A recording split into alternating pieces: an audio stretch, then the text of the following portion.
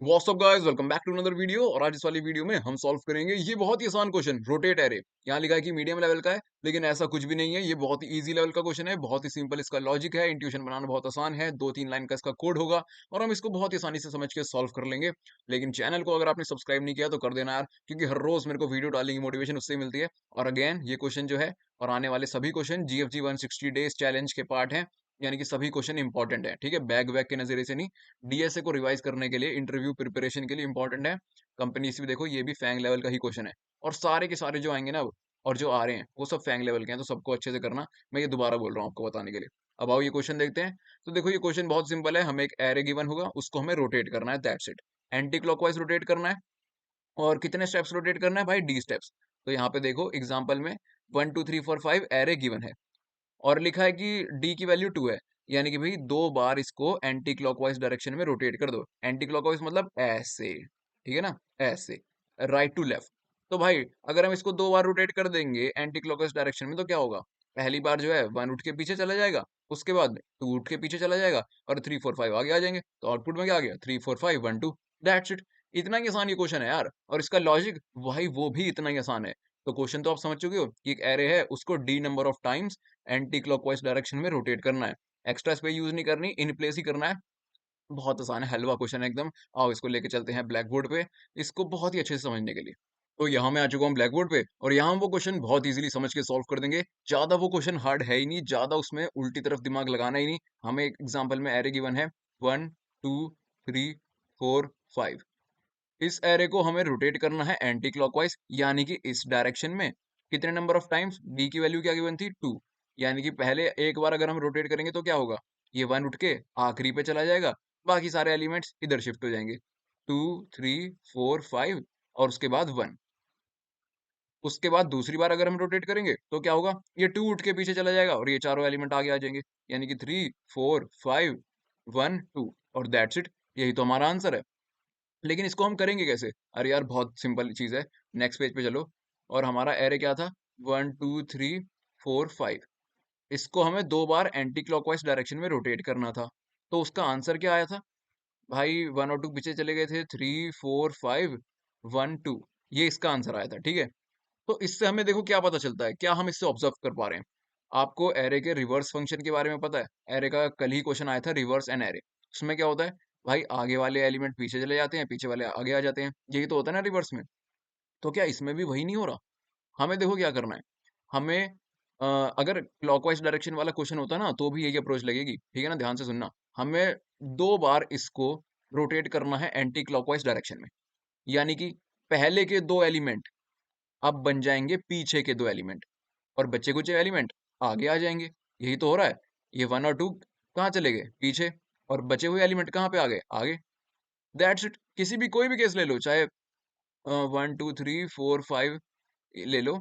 और इस बार मान लो हमें 3 बार रोटेट करना होता तो क्या होता? 3 एलिमेंट आगे के पीछे चले जाते, 1 2 3, और बच्चे कुछ 2 एलिमेंट आगे आ जाते, 4 5। यही तो आंसर आता ना। तो इससे हमें क्या पता चलता है कि भाई हमें एरे को एंटी क्लॉकवाइज डायरेक्शन में रोटेट करना है। जितनी बार भी हमें रोटेट करना है ना, उतने ही एलिमेंट पीछे चले जाएंगे। और अगर क्लॉकवाइज करना होता तो पीछे के एलिमेंट रोटेट करने के बाद आगे आ जाते, ठीक है ना, सेम ही चीज है वो। यानी कि अगर हमें 2 बार एंटी क्लॉकवाइज रोटेट करना है किसी एरे को, तो उसके पहले 2 एलिमेंट पीछे चले जाएंगे। अगर हमें 4 बार करना है तो पहले के 4 एलिमेंट पीछे चले जाएंगे, ठीक है। तो हम क्या रिवर्स फंक्शन अप्लाई करके इसको काम को कर नहीं सकते? अरे भाई बिल्कुल कर सकते हैं। ये देखो 1 2 3 4 5, इसको रोटेट करना था 2 बार। अगर मैं इस एरे को रिवर्स कर दूं, रिवर्स करने पे क्या होता है? मैंने आपको बताया था, आगे वाला पार्ट पीछे चला जाता है और पीछे वाला पार्ट आगे आ जाता है। यही तो हमें चाहिए। तो इस एरे को पूरा का पूरा अगर मैं रिवर्स कर दूं तो क्या हो जाएगा? 5 4 3 2 1। अरे ये क्या हुआ? अरे भाई वही तो हुआ जो मैंने बोला था। आगे वाला पार्ट पीछे चला गया और पीछे वाला पार्ट आगे हो गया। लेकिन भैया ये तो ज्यादा अलग सा नहीं लग रहा? पिछले पेज पे आंसर क्या आ रहा था? 3 4 5 1 2। हाँ, ये तो सर इनका दिक्कत क्या हुई यहाँ पे कि भाई हमें क्या चाहिए था? आगे वाला पार्ट पीछे चला जाए, पीछे वाला पार्ट आगे चले जाए। वो तो हो गया। लेकिन यार ये जो ना रिवर्स फंक्शन जो हमने अप्लाई किया ना, इससे आगे वाले पार्ट और पीछे वाले एलिमेंट पार्ट के एलिमेंट्स भी रिवर्स हो गए हैं। 1 2 पीछे जाके 2 1 बन गया। 3 4 5 आगे आके 5 4 3 बन गया। नहीं, ये नहीं चाहते हम बस ये चाहते हैं कि भाई पीछे चले जाएँ 1 2 और 3 4 5 आगे आ जाएँ, लेकिन उनका ऑर्डर सेम रहे, वो रिवर्स ना होए। सो दैट्स इट यार, इसकी कंडीशन हमें लगानी है। देखो कितनी सिंपल बात है। हमको क्या करना था, भाई जितने भी एलिमेंट डी की वैल्यू थी, उतने एलिमेंट को हमें पीछे लेके जाना था। उसका तो हमने काम कर दिया, क्योंकि अरे को रिवर्स कर दिया हमने, तो आगे वाला पार्ट ईज़िली पीछे चला गया। लेकिन यार रिवर्स फंक्शन को अप्लाई करके ना, ये हमने रिवर्स फंक्शन अप्लाई किया, उसको अप्लाई करने से यार आगे वाले पार्ट और पीछे वाले पार्ट के ना एलिमेंट भी रिवर्स हो गए। वो नहीं चाहिए थे हमें, हमें चाहिए था ऑर्डर सेम रहे एलिमेंट का। तो उसके लिए क्या करना है? अरे भाई, आगे वाले पार्ट को पीछे भेजने से पहले, पीछे वाले पार्ट को आगे भेजने से पहले, उनके एलिमेंट्स को ही रिवर्स कर दो ना, ताकि रिवर्स होके वो ओरिजिनल ऑर्डर में ही आ जाए। ओके, इतना आसान था, यानी कि 1 2 3 4 5 था एरे। डी की वैल्यू 2 थी। हमें क्या करना है, आगे वाले पार्ट और को पहले, आगे वाला पार्ट मतलब डी की कितनी वैल्यू है 2, यानी कि पहले 2 एलिमेंट को हमें पीछे भेजना है सेम ऑर्डर में। लेकिन क्या दिक्कत है, रिवर्स फंक्शन यार एलिमेंट के ऑर्डर भी बदल देता है। तो एक काम करना, पहले रिवर्स 2 1 को कर ले, पहले 2 एलिमेंट को तू रिवर्स कर ले पहले ही, और उसके बाद ये इन दोनों एलिमेंट को भी रिवर्स कर ले, इन तीनों एलिमेंट को, आई मीन दूसरा वाला जो पार्ट है, 5 4 3। ओके, तो यानी कि हमने क्या किया भाई, रिवर्स फंक्शन पूरे एरे में अप्लाई करने से पहले हमने रिवर्स फंक्शन इस पार्ट में अप्लाई किया और इस पार्ट में अप्लाई किया, ताकि अब जब हम पूरे एरे में रिवर्स फंक्शन अप्लाई करेंगे, तो भाई पूरा का पूरा एरे में जो हम चाहते हैं कि आगे वाला पार्ट पीछे हो जाए, पीछे वाला आगे हो जाए, वो हो जाएगा और ऑर्डर भी सेम रहेगा। कैसे? इस एरे में अगर रिवर्स फंक्शन अप्लाई करूं तो क्या होगा, 3 4 5 1 2, और यही तो हमारा आंसर है। दैट्स इट, इतना ही आसान क्वेश्चन था। क्वेश्चन यहाँ पे सॉल्व हो चुका है। एक बार फिर से मैं आपको बता दूं, हमें क्या करना था भाई, एक हमें एरे गिवन था, हमें उसे D times anti clockwise rotate करना था। एंटी क्लॉकवाइज रोटेट मतलब आगे के एलिमेंट जितने भी डी की वैल्यू है वो पीछे आ जाएंगे, और अगर क्लॉकवाइज होता तो पीछे के एलिमेंट जितने भी डी की वैल्यू है वो आगे आ जाते। ठीक है, तो ये क्वेश्चन था। हमने क्या दिमाग लगाया कि भाई हम कर क्या रहे हैं क्वेश्चन में, हमको क्या चाहिए कि डी की जितनी भी वैल्यू है उतने आगे के एलिमेंट पीछे आ जाएं, और बचे कुछ पीछे वाले एलिमेंट आगे आ जाएं। यानी कि हम एरे को रिवर्स ही कर रहे हैं। रिवर्स में क्या होता है, आगे वाले एलिमेंट पीछे, पीछे वाले आगे आ जाते हैं। कल देखा था ना। तो अब देखो, रिवर्स हमने एरे को कर दिया। हमने अगर एरे में रॉ रिवर्स फंक्शन लगाया तो एक दिक्कत आ रही थी यार। क्या? कि भाई एरे का आगे वाला पार्ट पीछे आ जाता था, वो तो हमें चाहिए था। पीछे वाला पार्ट आगे आ जा रहा था, वो भी हमें चाहिए था। लेकिन यार उन एलिमेंट के ऑर्डर भी चेंज हो गए थे, उन एलिमेंट्स के ऑर्डर भी रिवर्स हो गए थे, वो नहीं चाहिए हमें। अच्छा, इसके लिए हमने एक बहुत ही कॉमन सेंस की चीज़ लगाई, रिवर्स फंक्शन एलिमेंट के ऑर्डर भी बदल देता है क्या? अच्छा, तो एक काम करेंगे, हम पूरे एरे में रिवर्स फंक्शन अप्लाई करने से पहले ही उन एलिमेंट्स के ऑर्डर बदल देंगे। आगे वाले पार्ट को हमने 1 2 से 2 1 बना दिया, 3 4 5 को हमने 5 4 3 बना दिया, ताकि अब जब पूरे एरे में रिवर्स फंक्शन अप्लाई करें, तो आगे वाला पार्ट पीछे चला जाए, पीछे वाला पार्ट आगे आ जाए, और उनका ऑर्डर भी सेम रहे। समझ गए आप?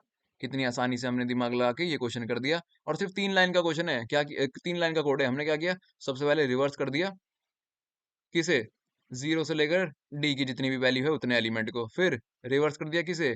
d+1 से लेकर जितना एरे का साइज़ है उतने एलिमेंट को, और उसके बाद पूरा एरे रिवर्स किया। That's it. 3 लाइन के कोड में ही अपना क्वेश्चन सॉल्व हो गया। अब आज के बाद इस क्वेश्चन में आपको किसी को भी कभी भी डाउट नहीं रहना चाहिए। अगर यही क्वेश्चन क्लॉकवाइज डायरेक्शन में आता, तो भाई आगे वाले पीछे वाले एलिमेंट जो हैं वो आगे आ जाते। यानी कि हम d+1 को पहले रिवर्स कर देते। तो सेम है, आप समझ गए होगे। तो आओ इसी चीज़ को अब लिख देते हैं कोड एडिटर पे। लेकिन उससे पहले एक छोटी-सी चीज़ और देख लो। कॉमन सेंस की बात है, ये तो वैसे सबको पता ही होगा, लेकिन फिर भी देख लो। मान लो एरे ये वाला गिवन है 1 2 3 4 5, ठीक है? पिछले क्वेश्चन में d की वैल्यू 2 गिवन थी। इसमें मान लो d की वैल्यू 6 गिवन है। 6 मतलब एरे के साइज़ से भी बड़ी वैल्यू। यानी कि हमें 6 बार इसको एंटी क्लॉकवाइज रोटेट करना है। तो उसमें क्या होगा? देखो बहुत सिंपल सी बात है। पहली इटरेशन में 1 पीछे आ जाएगा, फिर 2, फिर 3, फिर 4, फिर 5।